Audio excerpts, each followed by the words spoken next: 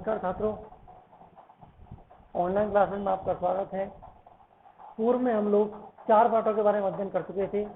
आज हम अपने 5वें पाठ सुक्ति मौक्तिकम, सुक्तियां जो है वो किस मोती के समान है, ऐसे शब्दों की हमको क्या करनी चाहिए, ऐसी शक्तियां हमको प्रतिदिन पढ़नी चाहिए। प्रतिदिन क्या करना चाहिए, हमको सुक्तियों के बारे में अध्ययन करना चाहिए। क्या शिक्षा मिलती है कि प्रस्तुत पाठ वयम कि यह जो पाठ है वो नैतिक शिक्षा के प्रदाय के रूप में है, नैतिक शिक्षा प्रदान करने वाला है।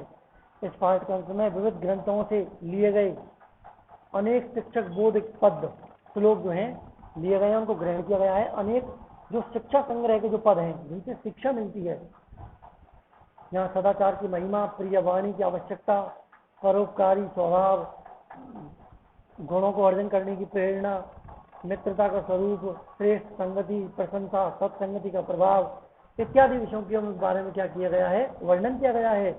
और संस्कृत साहित्य में नीति ग्रंथों में समृद्ध परंपरा दिखाई देती है और वहाँ प्रतिपादित शिक्षाओं के अनुगमन करके जीवन को हम सब क्या कर सकते हैं, सफल कर सकते हैं। इस प्रकार से क्या करना चाहिए, हमको इन पाठों का, इन पदों का भी अध्ययन करना चाहिए और इन पदों को याद भी करना चाहिए।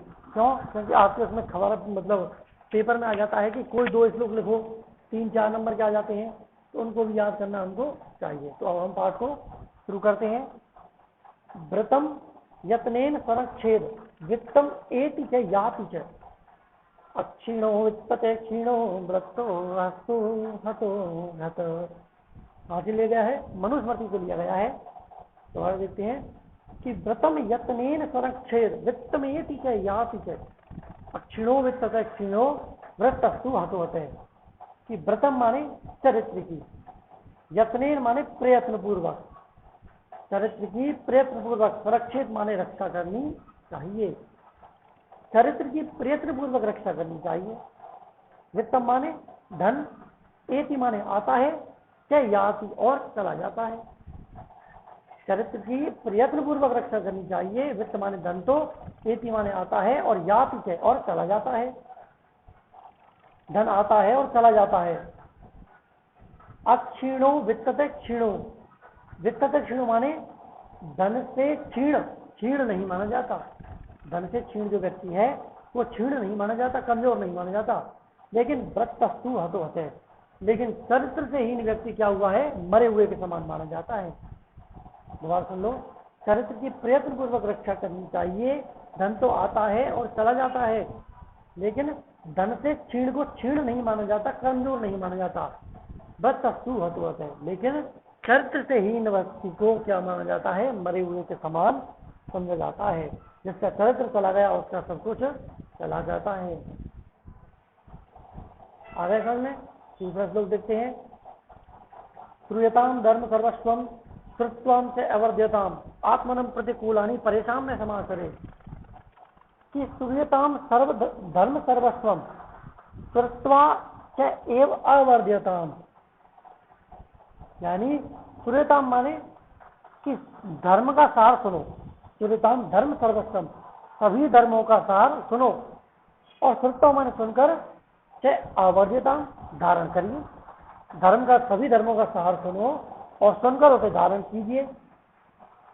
और यह माने जो आत्मनम प्रतिकूलानि, जो अपने प्रतिकूल हो, जो अपने विपरीत हो, परेशान में समाचरित, दूसरों के साथ नहीं करना चाहिए।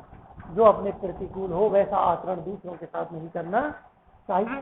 दोबारा सुनो कि धर्म का सार, सभी धर्मों का सार सुनना चाहिए, सुनो और सुनकर उसे धारण करो। और जो अपने विपरीत हो, जो अपने प्रतिकूल हो, वैसा आचरण दूसरों के साथ नहीं करना चाहिए। जो अपने विपरीत हो ऐसा आचरण दूसरों के साथ कभी भी नहीं करना चाहिए। कहाँ से लिया गया है? विदुर नीति से। विदुर जो थे बहुत ही अच्छे महाभारत के काल में उपदेश देने वाले हुए हैं। इनके श्लोकों का आप लोगों को अध्ययन करना चाहिए। अगला जो श्लोक आता है चाणक्य नीति। चाणक्य बहुत ही अच्छे आदमी थे, अच्छे व्यक्तित्व के धनी। उनकी बातें हमको विशेष रूप से याद रखनी चाहिए। श्लोक पढ़ते हैं। प्रिय वाक्य प्रधानीन सर्वे तुष्यन्ति जंतवः तस्मात् तदेव वक्तव्यम वचने का दरिद्रता। प्रिय वाक्य प्रधानीन, प्रिय वाक्य माने प्रिय वाक्य, प्रदान माने बोलने से, प्रिय वाक्य बोलने से सर्वे माने सभी, तुष्यंति माने संतुष्ट हो जाते हैं, जंतव्य माने प्राणी जीव। प्रिय वाक्य बोलने से सभी जीव क्या हो जाते हैं, प्रसन्न हो जाते हैं, संतुष्ट हो जाते हैं। तस्मात् माने इसलिए तदेव वक्तव्यम, प्रिय ही बोलना चाहिए, इसलिए प्रिय ही बोलना चाहिए। वचने का दरिद्रता, बोलने में कंजूसी नहीं करनी चाहिए। प्रिय वाक्य बोलने से सभी मनुष्य संतुष्ट हो जाते हैं, इसलिए प्रिय वाक्य मधुर वाक्य ही बोलने चाहिए, बोलने में कंजूसी नहीं करनी चाहिए। आगे 3 श्लोक समझना। चौथा देखते हैं। पिबन्ति नद्यः स्वयमेव न अम्बः, स्वयं न खादन्ति फलानि वृक्षाः, न यदन्ति सस्यं खलु वरिवाः, परोपकाराय शतां विभूतयः। कि पिबन्ति नद्यः स्वयमेव न अम्बः, कि नदियां जो है वो अपना जल, पिबन्ति नद्यः, नदियां माने नदियां, स्वयमेव न अम्बः, अपना जल नहीं पीती। पिबन्ति माने न माने नहीं, पिबन्ति माने पीती हैं, कि नदियां स्वयं अपना जल नहीं पीती हैं। और स्वयं ने खादंती फलानी वृक्षा, और वृक्ष माने वृक्ष, स्वयं ने खादंती फलानी, स्वयं ही फलों को नहीं खाते। नदियां खुद अपना जल नहीं पीती, वृक्ष स्वयं अपना फल नहीं खाते। न अदंती सत्यम खलु वरिवाह, और खलु माने निश्चय ही, वरिवाह सत्यम न अदंती, बादल फसल नहीं खाते, निश्चय ही बादल भी अपनी फसल को नहीं खाते। परोपकाराय शताम विभूति है, सदा माने सज्जनों की जो संपत्तियां हैं किसके लिए होती हैं, परोपकाराय माने परोपकार के लिए होती हैं। सज्जनों की संपत्ति किसके लिए होती हैं, परोपकार के लिए होती हैं। सवाल देखते हैं, एक बार फिर से देख लेते हैं सभी लोगों को। कि व्रतम यत्नेन संरक्षेण, कि प्रयत्न पूर्वक रक्षा करनी चाहिए। वित्तम धन आता है और चला जाता है। अक्षीणो वित्तते क्षीणो, धन से क्षीण व्यक्ति क्षीण नहीं होता, लेकिन सत्य से क्षीण व्यक्ति किसके समान है, मरे हुए के समान है। श्रूयताम धर्म सर्वस्वम, की सभी धर्मों को सार सुनना चाहिए, सभी धर्मों का सार सुनना चाहिए और सुनकर उसको धारण करना चाहिए। आत्मनम प्रतिकूलानि, जो स्वयं के प्रतिकूल हो, जो अपने से प्रतिकूल हो, उस आचरण को दूसरों के साथ नहीं करना चाहिए। प्रिय वाक्य बोलने से सभी मनुष्य क्या हो जाते हैं, संतुष्ट हो जाते हैं। तस्मात् माने इसलिए मधुर वाक्य ही बोलने चाहिए, बोलने में कंजूसी नहीं करनी चाहिए। आगे, पिबन्ति नद्यः स्वयमेव न अम्बः, नदियां अपना जल स्वयं नहीं पीती। स्वयं ने खादन्ति फलानि वृक्षा, वृक्ष अपना फल स्वयं नहीं खाते। न आदन्ति सस्यम खलु वरिवाह, और न ही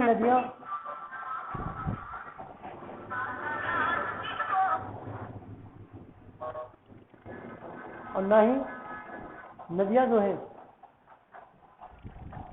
कि नदियां अपना स्वयं जल नहीं पीती, वृक्ष अपना स्वयं फल नहीं खाते।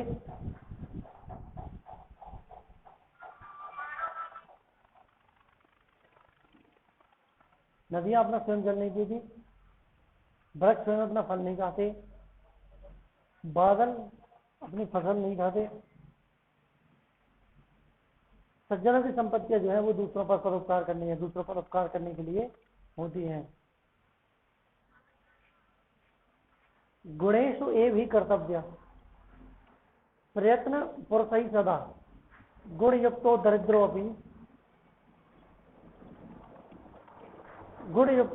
अपि न ऐश्वर्य गुण समः, कि गुणेषु एव ही कर्तव्य, ही माने क्योंकि मत कटकम दिया गया है, ही माने निश्चय ही, पुरुष ही माने पुरुषों के द्वारा, सदा माने हमेशा, गुणेषु एव प्रयत्न कर्तव्य, गुणों में ही प्रयत्न करना चाहिए।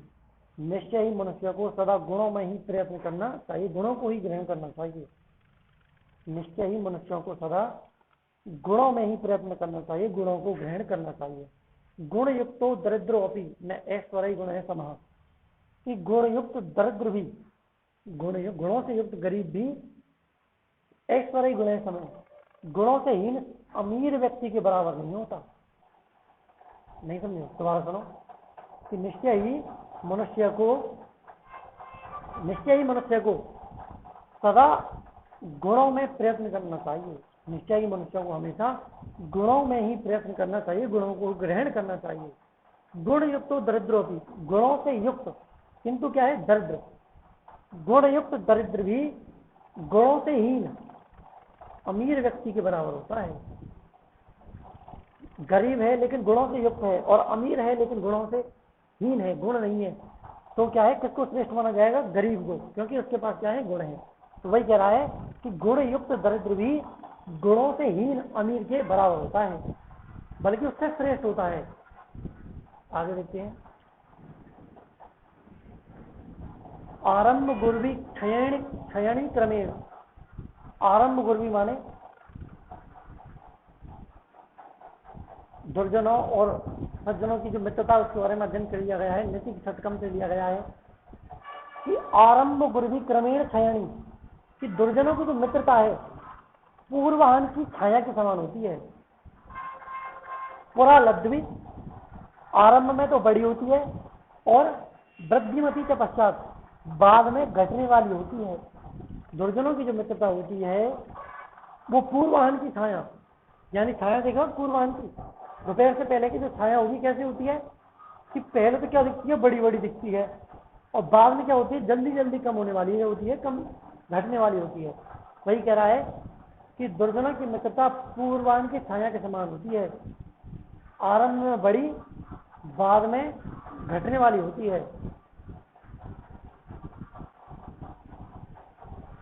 और उसके बाद दिनस्य पूर्वाद परार्ध भिन्ना छाया एवं मैत्री खल सज्जना नाम। लेकिन सज्जनों की जो मित्रता होती है वो अपराहन की छाया के समान होती है। जो पहले तो छोटी होती है, और रात में क्या दिखेंगे अपन, तो रात में जब अपनी परछाई देखते हैं तो क्या दिखती आती है, बड़ी नजर आती है। ऐसे क्या होती है, सज्जनों की मित्रता होती है कि दिनस्य पूर्वाद परार्ध भिन्ना छाया एवं मैत्री खल सज्जना नाम, कि जबकि सज्जनों की जो मित्रता है अपराहन की छाया की तरह, अपराहन की दोपहर के बाद की छाया के समान पहले छोटी और बाद में बढ़ने वाली होती है।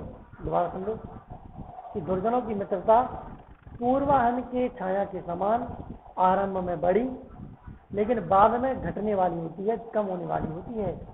जबकि सज्जनों की मित्रता अपराहन की छाया के समान पहले छोटी और बाद में बढ़ने वाली होती है। आ गए समझ में? उसके बाद अगले श्लोक देखते हैं अपन। यत्रापि कुत्रापि गता भवेयु हिंसा हंसा मंडल मंडनाय हानिस्तु तेषां ही सरोवराणाम येषां मरालय सहवे प्रयोगः। भामिनी विलास से लिया गया है कि महिमंडल मंडनाय, महिमंडल मंडनाने का मतलब होता है पृथ्वी को सुशोभित करने के लिए, पृथ्वी को सुशोभित करने के लिए यत्रापि कुत्र अपि हंसा, कि जहां भी कहीं जाए, हंस जहां भी कहीं जाए, कि पृथ्वी को सुशोभित करने के लिए जहां कहीं भी, यत्र कुत्रापि गता भवेयु हंसा, हंस जहां कहीं भी जाए, निश्चित ही, निश्चय ही क्या है, उन सरोवरों की तो क्या है, हानियस्तु, हानि है। क्या है, तेषाम सरोवर नाम तो हानि अस्ति, उन सरोवर की तो हानि ही है। कि पृथ्वी को सुशोभित करने के लिए हंस जहां कहीं भी जाए, निश्चय ही उन सरोवरों की तो क्या है, हानि है। यानी पृथ्वी को सुशोभित करने के लिए हंस ये सोचता है कि यदि वो पृथ्वी पर जहां कहीं भी जो सरोवर है उनको सुशोभित करने के लिए जाएगा तो उन सरोवर की क्या होगी, हानि ही होगी। क्योंकि ये शाम मारालय से ऐसे प्रयोग है जिनका हंसों से क्या है, अलग होना हो, जिनका क्या हो, हंसों से अलग होना हो। ये शाम मारालय से प्रयोग है जिसका हंसों से अलग होना हो। कि पृथ्वी को सुशोभित करने के लिए हंस जहां कहीं भी जाए, निश्चय ही उन सरोवरों की क्या होगी, हानि ही है, जिनका हंसों के साथ क्या हो, अलग होना हो। जो हंसों से अलग हो जाए तो उनका क्या होगा, हानि ही होगी उनकी। तो अंतिम श्लोक देख लेते हैं इसका। गुणा गुणज्ञेषु गुणा भवन्ति ते निर्गुणम प्राप्य भवन्ति दोषा अस्वाद्य तो या प्रवहन्ति नद्यम समुद्रम असाध्य भवन्ति अपोज्या। कि गुणज्ञेषु गुणा भवन्ति, गुणज्ञेषु गुणा भवन्ति, कि गुणज्ञेषु माने गुणों को जानने वालों में क्या होते हैं, गुणा भवन्ति, गुणों को जानने वालों में गुण होते हैं, गुणों को जानने वालों में गुण होते हैं। ते निर्गुणम प्राप्त, वे गुण रहित को पाकर, गुणहीनों को पाकर क्या बन जाते हैं, दोष हो जाते हैं। वे गुण रहित को प्राप्त करके क्या हो जाते हैं, दोष बन जाते हैं। दोबारा सुन लीजिए, गुणों को जानने वालों में गुण होते हैं, गुण रहित को पाकर वे क्या बन जाते हैं, दोष बन जाते हैं। अस्वादुतोया प्रवहंती नद्य, जो नदियां हैं वो क्या होती हैं, स्वादिष्ट जल वाली बहती हैं, स्वादिष्ट जल वाली नदियां बहती हैं। और समुद्रम असाध्य, और समुद्र को पाकर क्या होती हैं, भवंती अपेया, न पीने योग्य हो जाती हैं। क्योंकि जब समुद्र में उसका पानी मिल जाएगा तो क्या हो जाएगा, वो खारा हो जाएगा, जल से मतलब कैसा हो जाएगा, कड़वा हो जाएगा। दोबारा सुन लीजिए कि गुणों को जानने वालों में गुण होते हैं, वे गुण रहित को पाकर दोष हो जाते हैं। नदियां स्वादिष्ट जल वाली उत्पन्न होती हैं और क्या, और वो क्या करती हैं, समुद्र को पाकर न पीने योग्य हो जाती हैं। ठीक है, आ गया समझ में? एक बार फिर से देख लेते हैं चारों को कि गुणेषु ही कर्तव्यम प्रयत्न ही प्रोत्साहित सदा, निश्चय ही मनुष्य को सदा गुणों में प्रयत्न करना चाहिए, निश्चय ही मनुष्य को सदा गुणों में प्रयत्न करना चाहिए। गुण युक्त तो दरिद्रो अपनी, गुणों से युक्त दरिद्र भी गुण से हीन अमीर व्यक्ति के बराबर है, गुणों से हीन दरिद्र भी गुणों से हीन अमीर व्यक्ति के बराबर है। आरंभ गुर्वी क्षयणी क्रमेण लग्वी पुरा वृद्धमती के पश्चात जनस्य पराध पूर्वाद परार्ध भिन्ना, कि दुर्जनों की मित्रता पूर्वाहन की छाया के समान आरंभ में बड़ी और जल्दी कम होने वाली होती है, जबकि सज्जनों की जो मित्रता है वो अपराहन की छाया के समान पहले छोटी और बाद में बड़ी होने वाली होती है। अगला, यत्र कुत्रापि गता भवेयु, कि पृथ्वी को सुशोभित करने के लिए हंस जहां कहीं भी जाएं, निश्चय ही उन सरोवर की तो क्या है, हानि ही है, क्योंकि जिनका हंसों से क्या हो, अलग होना हो, जिनका हंसों से क्या हो, अलग होना हो। अगला अंतिम श्लोक है कि गुणों को जानने वालों में गुण होते हैं और वे गुणहीन को पाकर, गुण रहित को पाकर दोष हो जाते हैं। कि नदियां जो है स्वादिष्ट जल वाली बहती हैं और समुद्र को पाकर न पीने योग्य हो जाती हैं, समुद्र को पाकर न पीने योग्य हो जाती हैं। इस प्रकार से जो पाठ है आपका समाप्त हो जाता है, 5 पाठ समाप्त हो जाते हैं। अब आप लोगों को विशेष रूप से क्या है, ध्यान रखना चाहिए। ठीक है, अब आपके कौन कितने पाठ बचे हैं, आपके कुछ 12 पाठ है शायद, में देख लेता हूँ एक बार। 12 पाठ हैं, जिनमें से 5 पाठ होंगे आपका अध्ययन हो चुका है, 7 पाठ आपके शेष रहे हैं। क्योंकि देखते हैं, कोशिश करते हैं महीने में आपका पुस्तक समाप्त हो जाए, तब तक के लिए आप निरंतर पढ़ते रहें। धन्यवाद।